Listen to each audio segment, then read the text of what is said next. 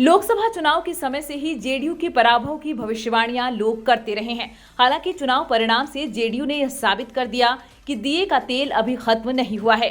RJD से अधिक सीटें लाकर जेडीयू ने यह भी साबित किया कि विधानसभा चुनाव में तेजस्वी यादव का सीएम बनने का सपना अधूरा रह जाएगा।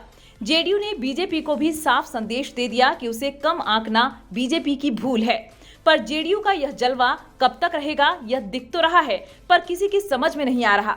आरजेडी नेता और बिहार के पूर्व डिप्टी सीएम तेजस्वी यादव लगातार यह बात कहते रहे हैं कि नीतीश कुमार अब थक गए हैं, उनसे बिहार नहीं संभल रहा। नीतीश की उम्र को लेकर भी लोग प्रतिकूल टिप्पणी करने से बाज नहीं आते। जन स्वराज के संस्थापक प्रशांत किशोर तो जेडीयू के खत्म होने की उल्टी गिनती गिन रहे हैं। वे कहते हैं कि आगामी विधानसभा चुनाव में जेडीयू 20 सीटों से भी कम पर सिमट सकता है। जेडीयू की कमजोरी के आकलन का आधार इसके सर्वे सर्वा नीतीश कुमार की उम्र और अस्वस्थता है। पर ऐसा सोचने वाले भूल जाते हैं कि नीतीश ने 4 महीने पहले ही लोकसभा चुनाव में अपना जलवा दिखा दिया है। लोकसभा चुनाव में तमाम कोशिशें और मजबूत गठबंधन के बावजूद आरजेडी को 4 सीटों पर जीत मिली। 23 सीटों पर लड़ने वाले आरजेडी के उम्मीदवार लालू यादव की बेटी रोहिणी आचार्य चुनाव हार गईं। लालू राबड़ी ने सिर्फ रोहिणी के लिए ही चुनाव प्रचार किया था। इंडिया ब्लॉक ने रोहिणी को जीत दिलाने के लिए कोई कसर नहीं छोड़ी।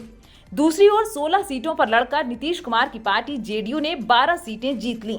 नीतीश कुमार के विरोधी भले उनकी ताकत का अंदाजा नहीं लगा पा रहे, लेकिन फिलहाल बड़ी पार्टी होने के बावजूद बीजेपी उन्हें कमजोर समझने की भूल नहीं कर रही।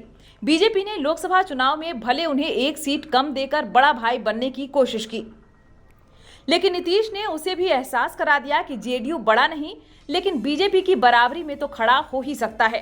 उसके बाद से बीजेपी अगली बार भी नीतीश कुमार के नेतृत्व में ही विधानसभा चुनाव लड़ने की रट लगाए हुए है। नीतीश को दावा करने की जरूरत भी नहीं महसूस हो रही। जेडीयू के दिन लदने की बात कहने वालों की 2 ही दलीलें हैं। अव्वल, नीतीश कुमार उम्र के उस पड़ाव में पहुंच गए हैं जहां से आगे की राजनीति लोगों के लिए आसान नहीं होती।